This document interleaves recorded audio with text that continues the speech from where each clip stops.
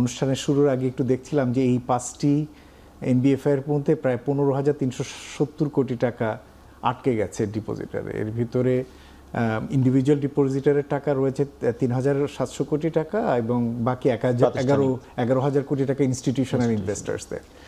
তো সেই হিসেবে যদি তার একটা ন্যূনতম পরিমাণ যদি সরকারের দায়ের মধ্যে পড়ে পরিশোধের, তো সেই হিসেবে ধরলে আমার মনে হয় 5,000 কোটি টাকা হতে পারে, হয়তো এই হিসেব করে এটি রাখা আছে। প্রশ্নটি আসলে এই দায় পরিশোধের বিষয় না, তার থেকে গুরুত্বপূর্ণ প্রশ্নটি হলো যে অবসায়নের এই উদ্যোগটি যদি সরকারের নীতিগত অবস্থান হয়, তাহলে আগামী দিনে আরও এরকম নন পারফর্মিং আরও ইনস্টিটিউট রয়েছে সরকারের এনবিএফআই এবং ব্যাংকিং সেক্টরে, সেগুলোর ব্যাপারে সরকার নীতিগত অবস্থান পরিষ্কার করা দরকার। মজাব একটু প্রশ্ন করি আপনার কথা সূত্র ধরে, আমরা দেখলাম 5টি দুর্বল ব্যাংক তাদেরকে মার্জ করলো সরকার, সম্মিলিত করার একটি ব্যাংক করার চেষ্টা করছে, আবার এই 5টি এনবিএফআই তাদেরকে অবসান করে দিচ্ছে।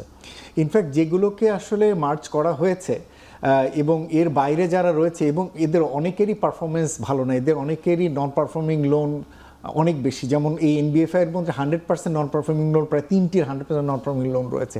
সো ব্যাংকগুলোর ক্ষেত্রেও এই একই অবস্থা।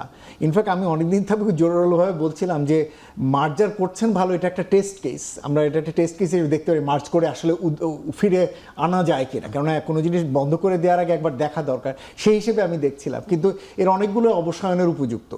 এবং আমি সবসময় যেটা বলি যে বাংলাদেশের অর্থনীতির আকার এত বড় হয়ে যায়নি যে 61টা ব্যাংক দরকার আছে।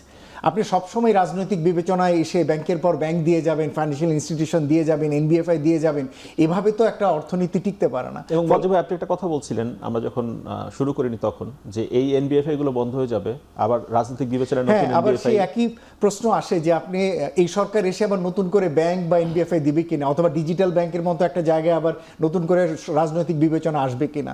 সুতরাং এটা যেন এরকম না হয় যে কিছু লোককে তাড়িয়ে দিচ্ছে এবং তার জন্য আর নতুন কিছু লোকের জায়গা করে দিচ্ছি, তা না। নীতিগতভাবেই আমাদের অর্থনীতির আকার যা এবং অর্থনীতি এখন যে ধরনের চ্যালেঞ্জের মধ্যে রয়েছে, তাতে এতগুলো ব্যাংক, এতগুলো নন ব্যাংক ফাইন্যান্সিয়াল ইনস্টিটিউশন চালানোর মতো অর্থনীতি সেই অর্থে প্রবৃদ্ধি বা আকার বিস্তৃত হয়নি। ভারতের মতো একটা দেশে যেখানে 17টা ব্যাংক এবং কিছু আঞ্চলিক ব্যাংক দিয়ে চলতে পারে, সেখানে বাংলাদেশের মতো দেশে 61টা ব্যাংক থাকার আসলে কোনো যৌক্তিকতা নেই।